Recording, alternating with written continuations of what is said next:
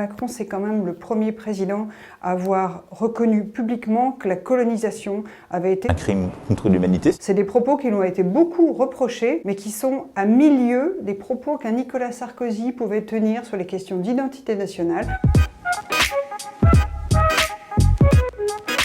C'est dur d'avoir 20 ans en 2020. Ça a beau être le plus jeune président de la Ve République, il a été élu à 39 ans, il y a un fossé qui est en train de se creuser irrémédiablement entre lui et la jeunesse. La jeunesse, déjà, elle a très mal vécu le confinement. Elle s'est sentie stigmatisée, accusée d'être un vecteur de contamination.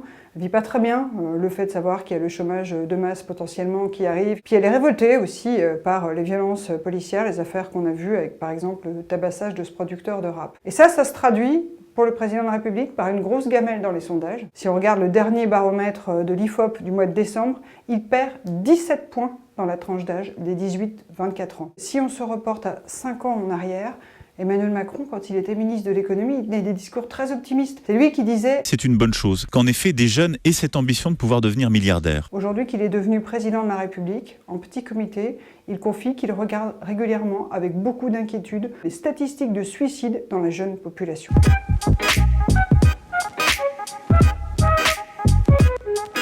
Déjà, Emmanuel Macron a décidé de parler aux jeunes. C'est pour ça qu'il est allé sur le plateau de Brut. Et c'est pour ça aussi qu'il a confié à Gabriel Attal, qui est le Benjamin du gouvernement, porte-parole, ancien secrétaire d'État à la jeunesse, le soin d'aller parler aux 18-25 ans. Sur mon compte Instagram, je fais une session de questions-réponses. Si on m'avait dit il y a un an que je devrais annoncer à des jeunes, dire à des jeunes qui ne peuvent pas aller voir leurs copines ou leurs copains, j'y aurais pas cru. Bref, il se déploie sur de multiples médias. La Macronie sent bien que la jeunesse est de plus en plus attirée par les sirènes, des discours indigénistes, des discours décoloniaux. La France, c'est-à-dire l'État français, est un État totalitaire, terroriste, esclavagiste, colonialiste. Le mouvement de la cancel culture avec le déboulonnage des statuts, tout ça évidemment dans la foulée du mouvement Black Lives Matter aux États-Unis après la mort de George Floyd. Donc c'est un sujet de préoccupation. Il y a quand même une grosse inquiétude, c'est toujours une explosion potentiellement dans les quartiers.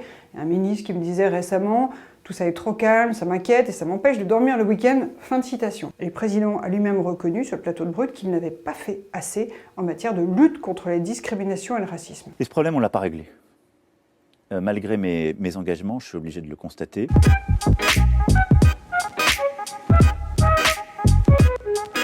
Il veut parler en particulier à la jeunesse qui est issue de l'immigration, qui aujourd'hui ne se reconnaît pas du tout dans la figure de Marianne qui incarne la République française. C'est pour ça qu'il a annoncé la mise en place bientôt d'une plateforme de signalement des discriminations.